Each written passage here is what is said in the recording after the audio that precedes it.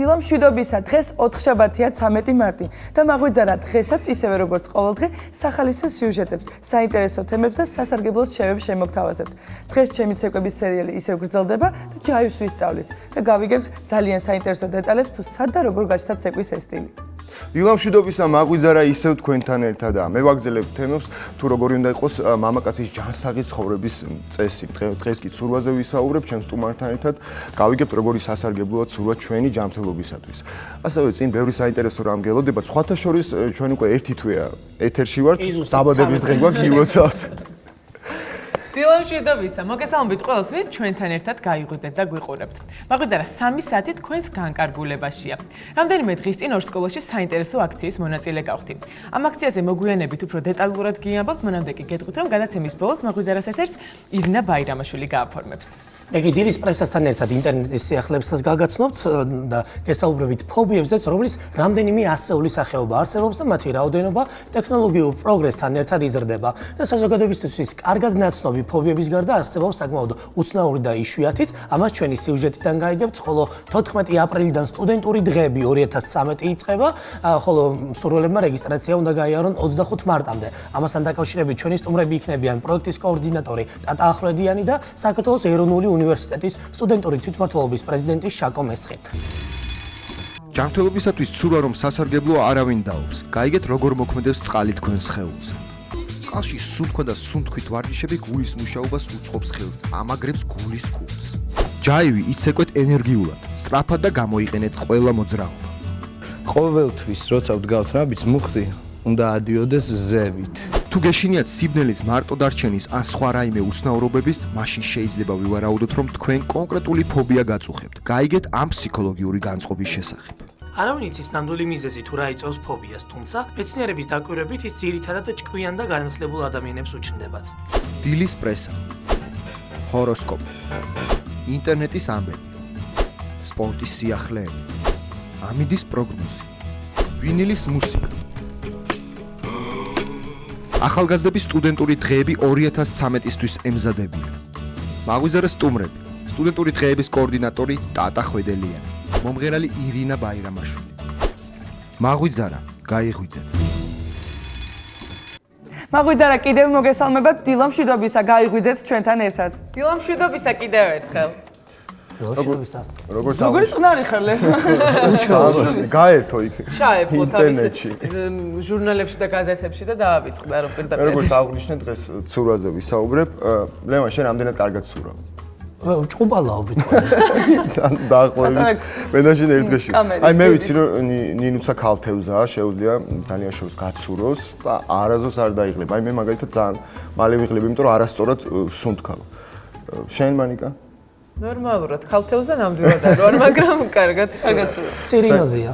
საერთოდ სულვა ერთ-ერთი ყველაზე საუკეთესო საშუალებაა გამაჯანსაღებელი, ასე ვთქვათ, ჩვენი ჯანმრთელობისთვის სასარგებლო, ზუსტად ამასთან დაკავშირებით ვისაუბროთ ჩვენ სტუმართან, ცურვის ინსტრუქტორთან დათო გელაშვილთან, რომელიც სიუჟეტის შემდეგ შემოგვიერთდება.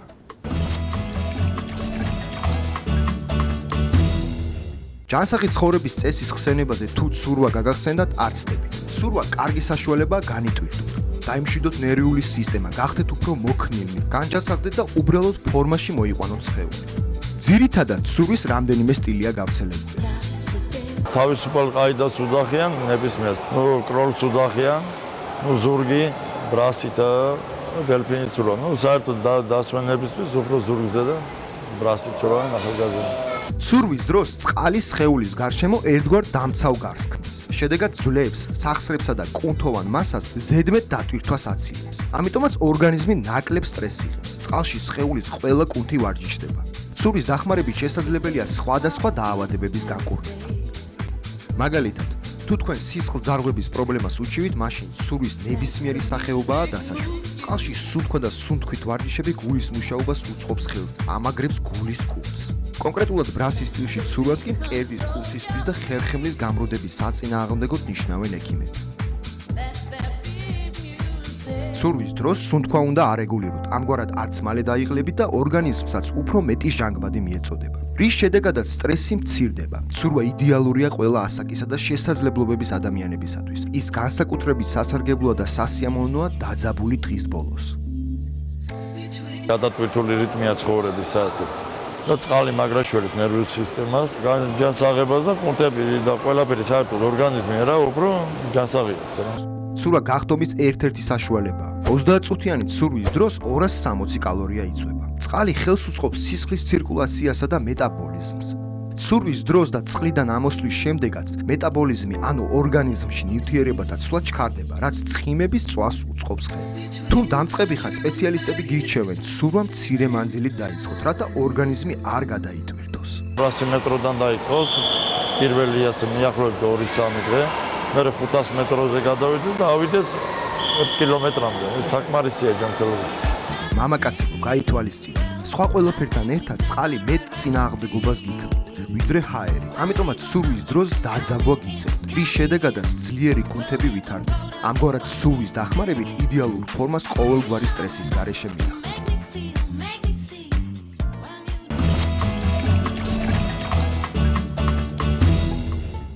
ჩვენ შემოგვიერთა ნათო გელოშვილი, დიდი მადლობა რომ მოხვედით დილა მშვიდობისა.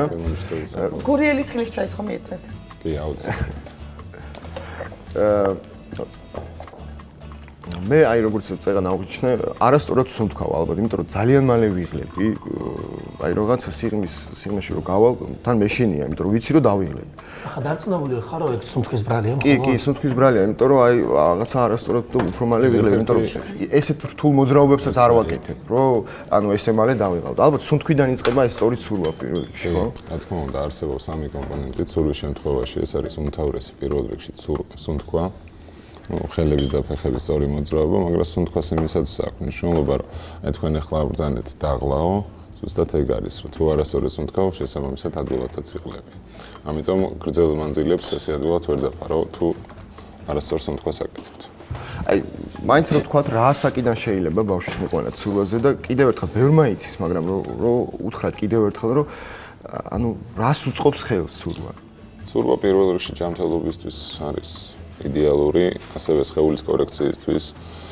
ასაკი რაც შეეხება ასაკს, სასურველია 5 წლიდან ბავშვის მიყვანა, არსებობს სპეციალური საჭმელოები, ბავშვთა აუზები, სადაც ბავშვი ითვისებს უკვე ცურვის რაღაც სხვადასხვა მეთოდიკას და შემდეგ უკვე გადადიან დიდ აუზზე, სადაც უკვე შეიძლება სპორტული დატვირთვაც.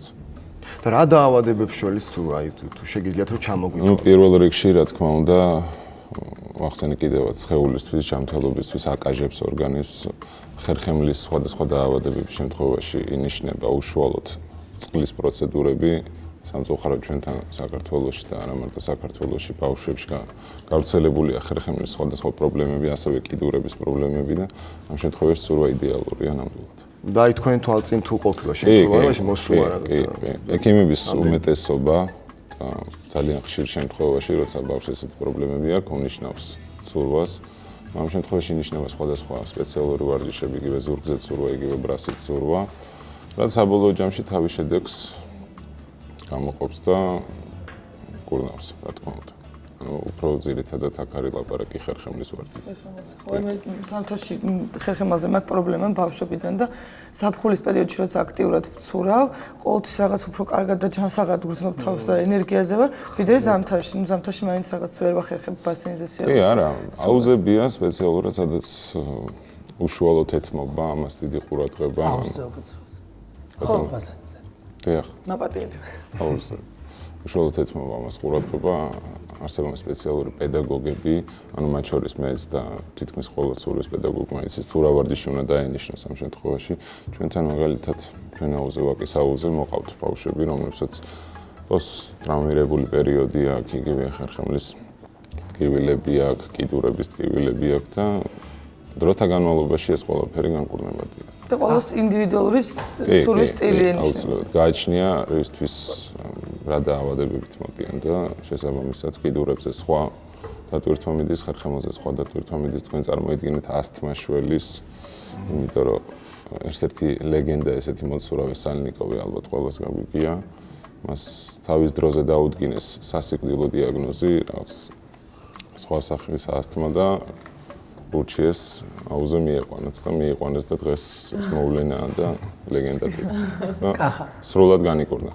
კახა გაჩვენებ ახლა მე მოწყობილობას და სულ არ დაგჭირდება საერთოდ სულ თქვა, თუ კი ამ მოწყობილობით იცურავებ, ეს არის ადამიანი დელფინი ქვია, გამოიგონა ზაპამ და მისი უნიკალურობა მდგომარეობს იმაში, რომ ზუსტად იგივე მოძრაობას აკეთებს როგორც დელფინი.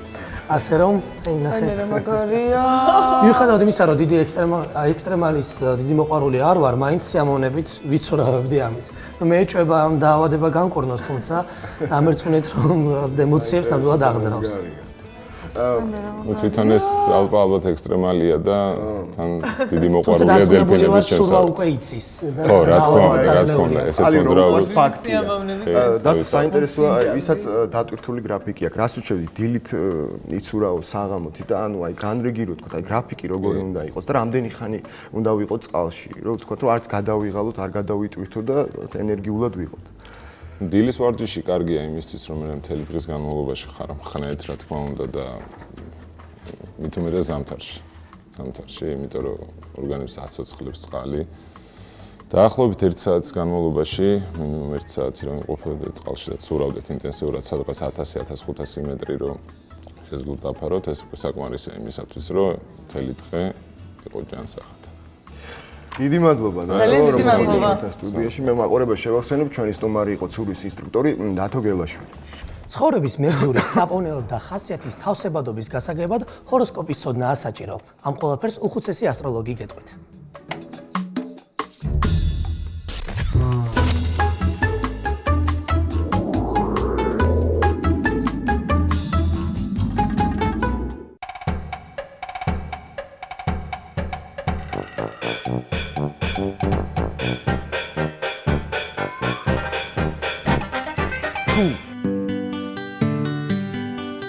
დილამშვიდობისა დღეს 13 მარტია. თუ კარგად მომისმენთ, თქვენ სწორად შეარჩევთ თქვენი ცხოვრების მეგზურს. ვერძმა როგორც იქნა დაქორწინება გადაწყვიტა, მაგრამ ბოლომდე მაინც ვერ გარკვეულა პარტნიორად ვინ აირჩიოს. ცხოვრების მეგზურად სადო ადამიანს ეძებს, გონია რომ ყველა უყვარს. სერიოზულ გაუგებრობაშია. ვერძო. კუროსთვის ქორწილის სერიოზული გარიგებაა, მხოლოდ სიყვარული და ლამაზი თვალები არაფერს შველის. თუ ამ პარტნიორობის მიღმა სერიოზული პერსპექტივა არ ესახება. კომფორტი და კიდევ ერთხელ კომფორტი. აი მისი დევიზი.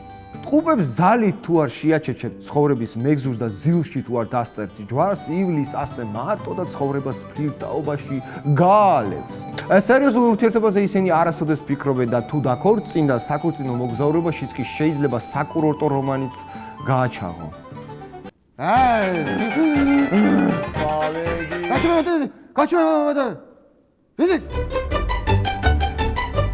კირჩხებისთვის პარტნიორის მოძებნა საკმაოდ რთულია. ამ მხრივ დიდი წუნია და არასტაბილური ტიპია. მაგრამ როგორც კი ვინმე შეუყვარდება, სულ არ შეეკითხება ისე გახდება მისი ცოლი ან ქმარი. ლომის მეუღლე რიგითი მოკვდავი, რა თქმა უნდა, ვერასოდეს გახდება. თუ გახდება და მალევე მოუწევს მის უდიდებულესობასთან განშორება. რა თქმა უნდა. ქალწულები ან სკოლიდანვე ქმნიან ოჯახს, ან 30 წელს შემდეგ ძლივს დგამენ ამ ნაბიჯს. ჩემი რჩევა იქნება, თუ საახლობლოში ვინმე ქალწული ყავთ, სასწრაფოდ დააჯახოთ რომელიმე სპეტაკ მეგობარს. მათს მოისხამთ ბოლო-ბოლო.